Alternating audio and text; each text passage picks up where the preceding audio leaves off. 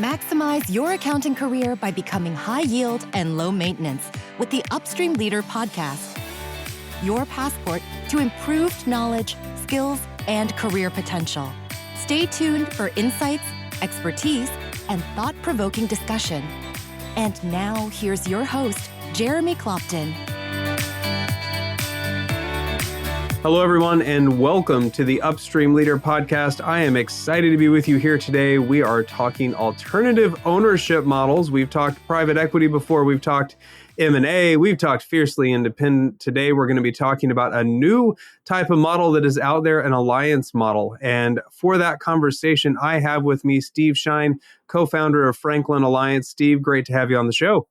Yeah, Jeremy, it's a pleasure to be here. Thanks for having me. I am excited for this conversation. We've chatted several times over the past few months, learning about what you all are doing at Franklin Alliance. So I'm excited to dive into this and what it could mean for firms in the profession. Yeah. But before we do, I'm going to start things off the way that I always do, which is asking you, how did you become the leader that you are today? Yeah, it's a good question, Jeremy. And of course, as a listener myself, I've heard you ask that question.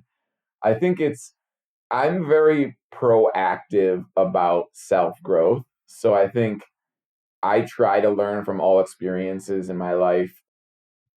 I've been an entrepreneur, I've been an investor, I've been a venture capital investor. I've tried to learn from every experience and been proactive about intentionally trying to grow from each. And I think that just having that mindset, viewing life as a journey that you're always looking to improve upon is just kind of like an ethos of my DNA. And I think that's kind of what has led me on the path that I'm here. And yeah, I'm excited to continue to learn and grow as we evolve and as I evolve. Yeah. Well, and that's one of your operating pillars, if I recall correctly, at Franklin Alliance. Growth is one of those, and that idea of perpetual growth. So let's talk a little bit about kind of the landscape of things right now. So in our profession, obviously, there's a lot going on. There's private equity, the first deals that are kind of going to the first turn, I guess, on private equity investments. M&A activity is still alive and well. It seems plenty of firms wanting to be independent. Mm-hmm. What led you to decide maybe there needs to be another model out there, and maybe there's a better way forward for firms? Yeah, I'm excited to dive into that. So I'll give you a bit of a multifaceted answer, but the overarching kind of impetus is that the boutique segment, which we kind of classify as firms that are like less than $10 million of revenue, right? There's many firms that maybe they're second generation accounting firms. Maybe they've been in business for years, but they haven't reached the size that they're viewed as a platform by private equity. But lineage and posterity is very important to the managing partner and the ownership and leadership of that boutique firm. And so we kind of overlay that ethos with the fact that the way the accounting profession has evolved, right? And, we've all seen these statistics about, for every 7 accountants leaving the industry, there's 1 coming in, X percentage of accountants are at succession age. It's harder to address these types of headwinds when you don't have the economies of scale of a large firm, right? When you're a large firm, you have a recruiting division, an internal recruiting division that all they're doing all day is trying to recruit talent for the firm. But, as a boutique firm owner, you're wearing a lot of hats. You don't necessarily have the capacity to do all of that, right, at the same time. And so our view was, okay, we have these headwinds that are easier navigated by large accounting firms, right? And then you also have these kind of parameters that we would use to describe the current state of the accounting industry. And one of those is that boutique firms, in our view, it's the backbone of the accounting industry. There's so many firms that are categorized in this segment. You have like the largest firms, right? Like the big 4 and the big 10, et cetera. But really, they only make up a small minority of the total like market cap of the whole kind of accounting industry. There's a very long tail of boutique firms and, smaller firms. And these firms, they treat clients with a more customized kind of white glove service. They have relationships with their clients. It's just a different environment, right? Where they're business owners or individuals that have a relationship with their accountant and are not viewed as necessarily like a number, but rather it's a relationship. And so we think that's an important kind of ethos. And so our goal was with the Franklin Alliance, how do we perpetuate and support boutique firms so they can continue to provide this great service to individual people, to people, local firms, right? Local businesses. How do we perpetuate that, but give them the resources of a large firm to help them navigate the way the industry is evolving? Okay. That's our ethos. And we structured it in a way that's a bit different than, I would say, the majority of the players in the space. Yeah. Well, and you talk about that tail, right, of how many firms there are. I think I was with a group of managing partners last week, and someone shared this statistic that I think it was 1% of all accounting firms make more than $6 million in revenue. Yeah. The other 99% are $6 million and under. So you talk about that tail. We talk a lot about the firms that are, IPA top 100, IPA top 500. Don't get me wrong. I love those firms. There's lots and lots of great firms in there. But to your point, many of them have gotten to that point where they may not say they have full economies of scale, but they've got better economies of scale than some of these boutique firms, right? Exactly.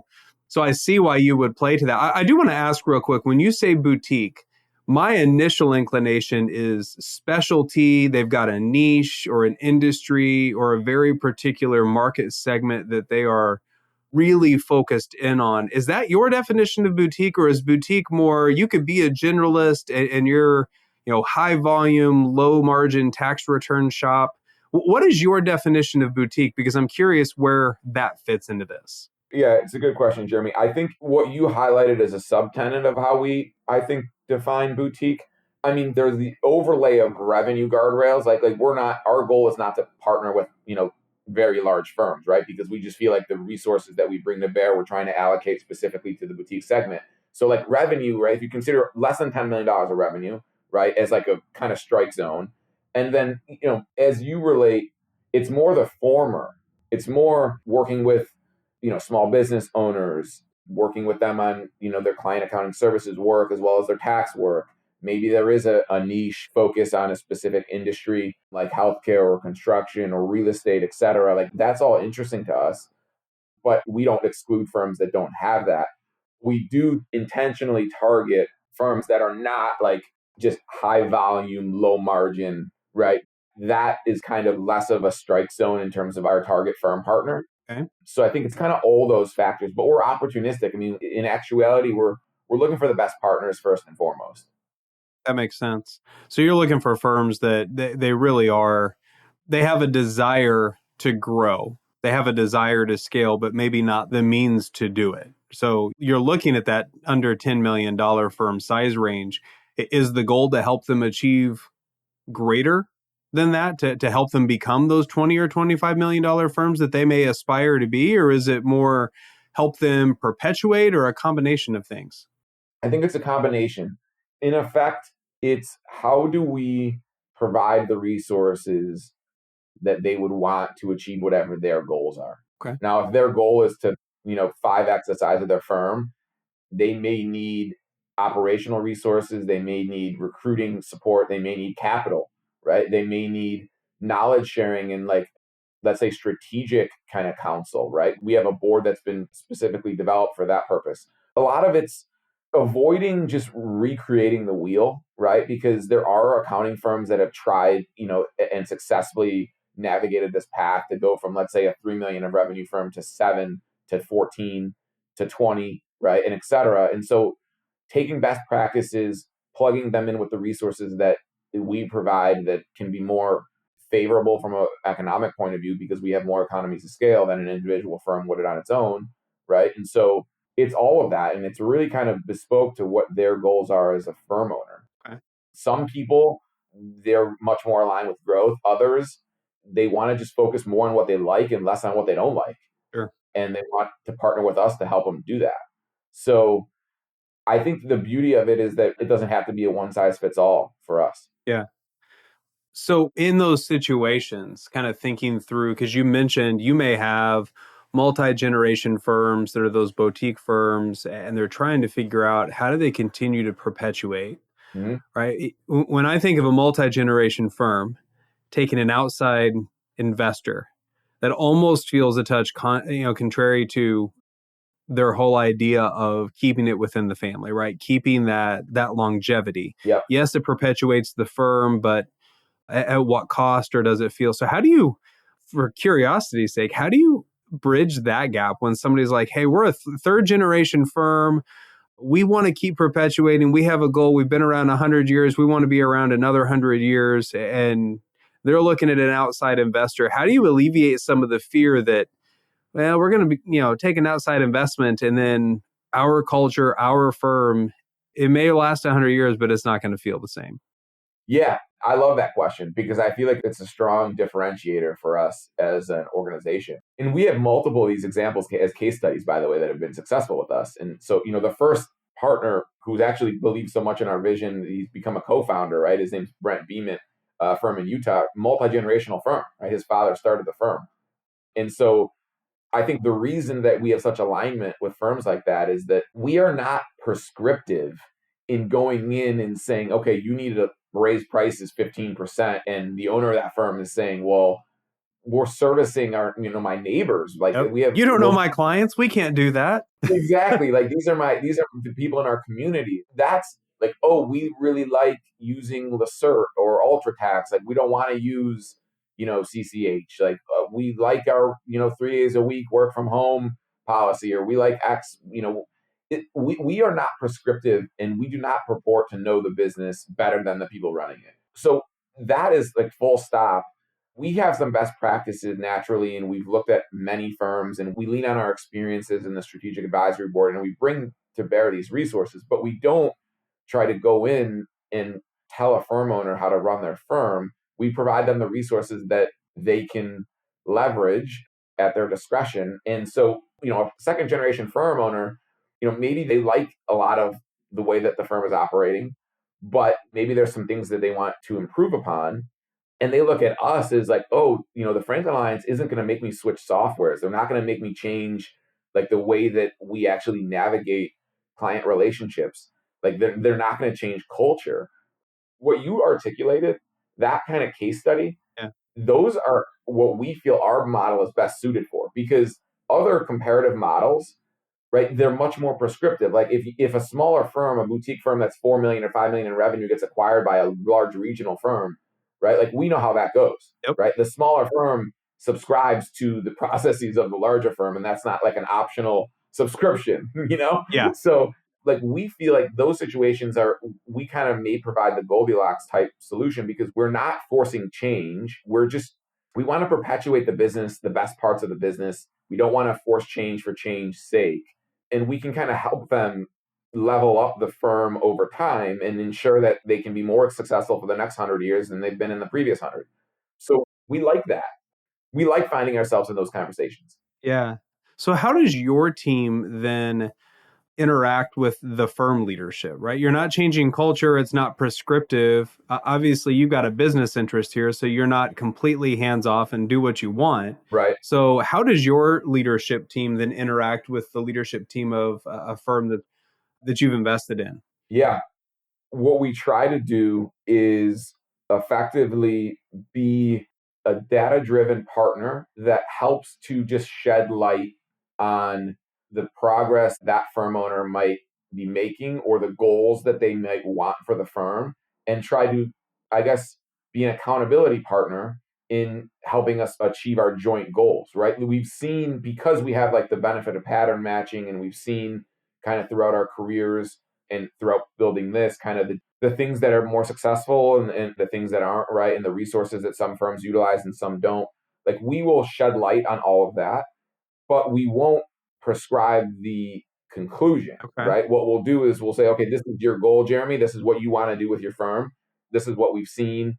This is like what we think the path would be for you to reach that goal. Sure. And then we'll be a partner with you in having touch points, regularly to help you reach that goal, and making sure that we're working towards the goal that you set for your business. And then also that helps us, know when to deploy resources against that. Like, as we have these regular touch points with our firm owners and everyone, within the firm, I mean, we roll up our sleeves. We're not afraid of like doing what we're asked. But again, we're not like foisting that upon you. But if you were to say like, you want some help looking at a potential acquisition, you want a recruiting partner, you're looking at building out an advisory division and, in adjacent to your compliance division, and you want to talk to like someone who's kind of navigated it Like we have, internal resources for that. And by having the regular touch points, we know like when you're thinking about certain goals, right? And that way we're most informed on when to deploy resources against those goals. The ethos is a true partnership, right? Like a partner is a thought partner, right? But they also keep you bounce ideas off each other. You beat up ideas, right? Through that intellectual discourse, you can really, it's illuminating, right? At times, some of these firm owners, right? They haven't had a true partner to do that with, right? They're running the firm, they're kind of solo running the firm, and maybe they'd like that, but they don't have it. A partnership provides accountability, it provides resources, it provides all that. That's kind of that's our ethos, right? So that's how we do it. We're not in the firm day to day, like telling you how to run the firm at all.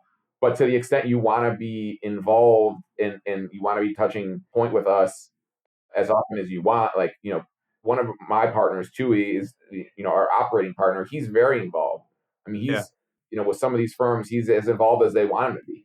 So it sounds like, as I'm thinking through this, it's an ideal scenario for a firm. They've got an area of specialty. They understand what makes them successful. They've got a great culture.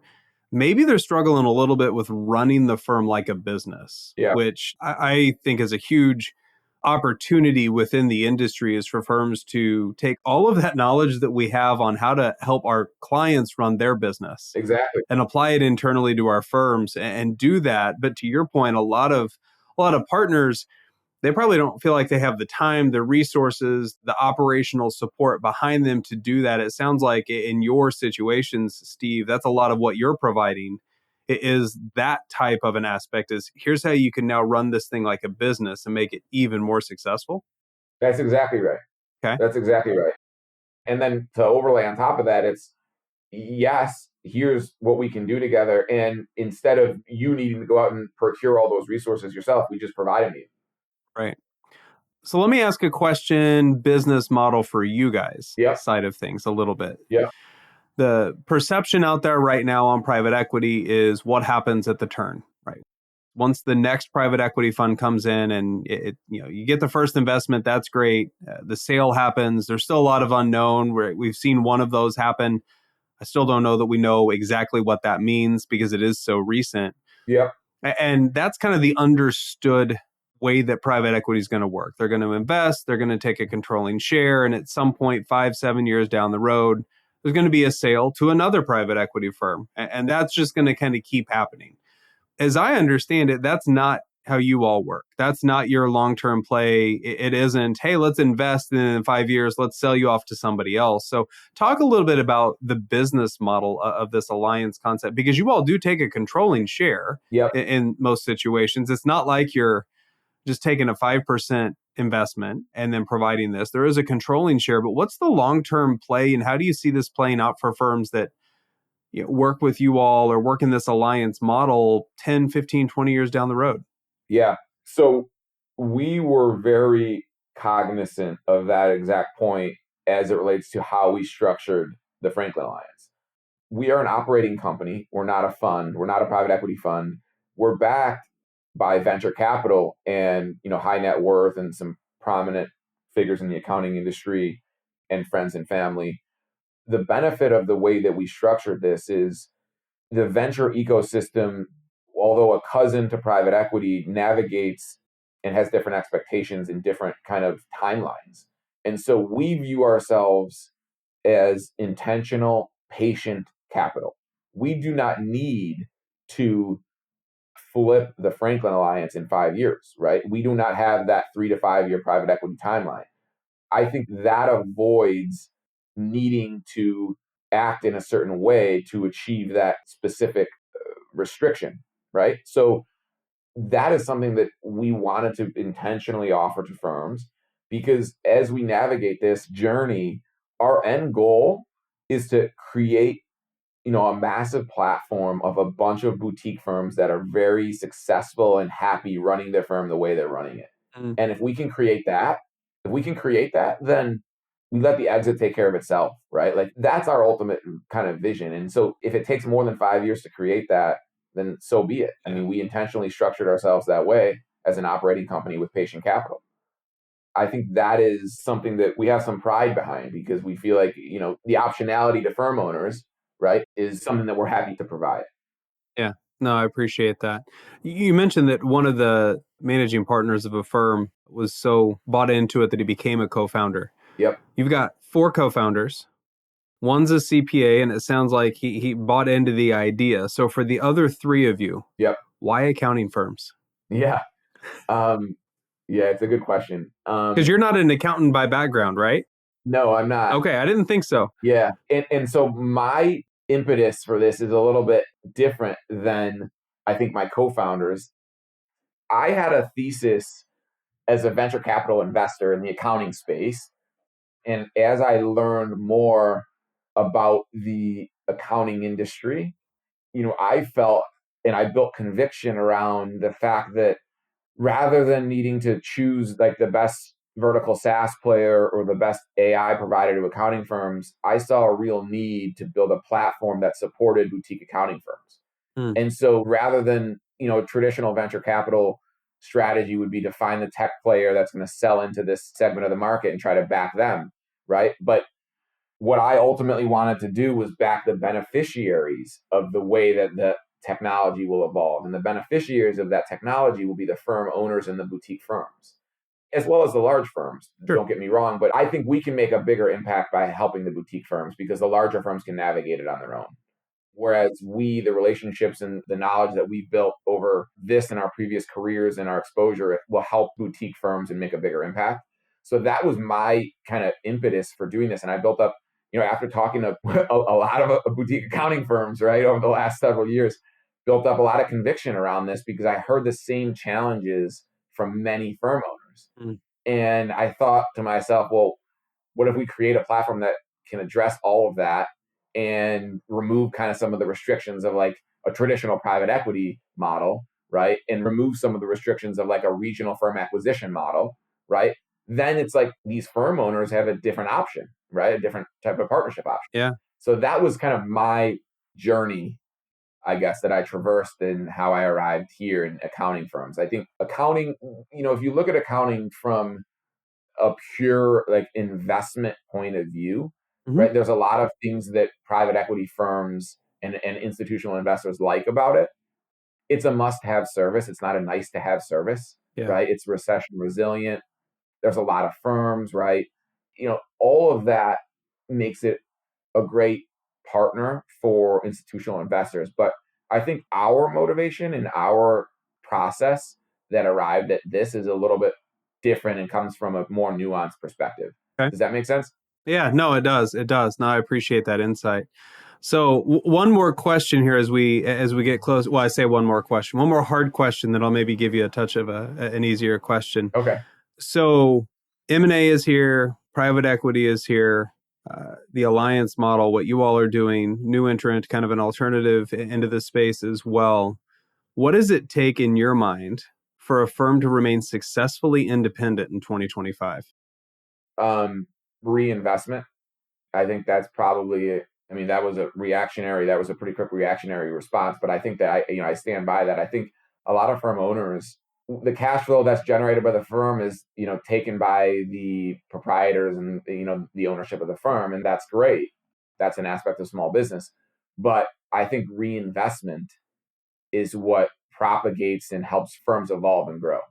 So I think if there was one thing, I would say it's reinvest. And reinvestment can mean a lot of things, right? But I think the overarching kind of point of reinvestment, I would say, is an important one because the field is evolving, right? Technology is evolving.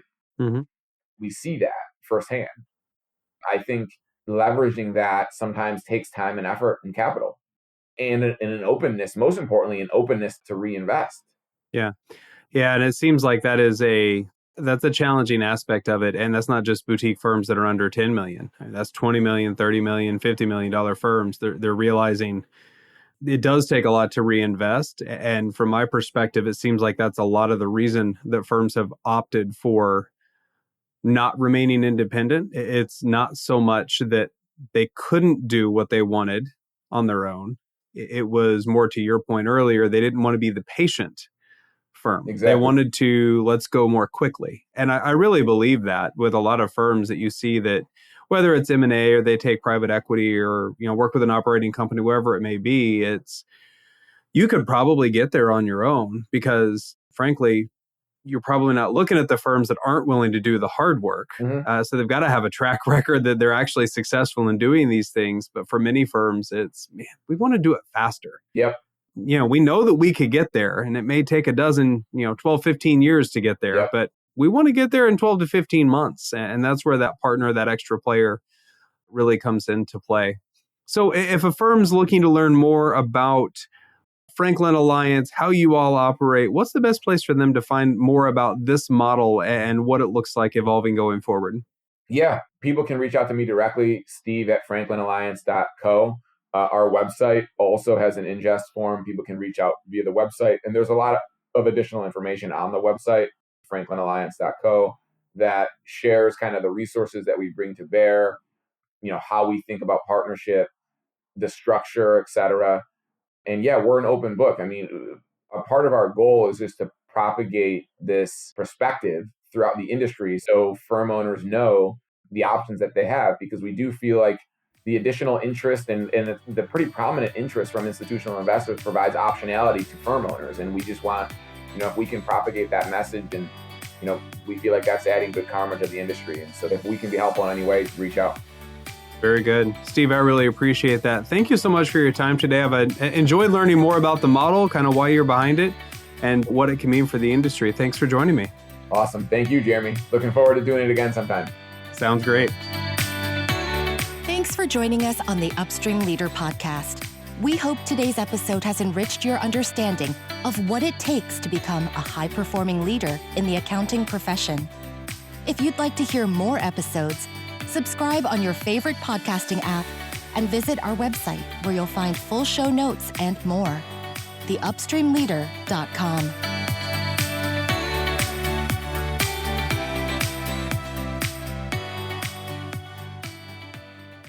professionalproductions.net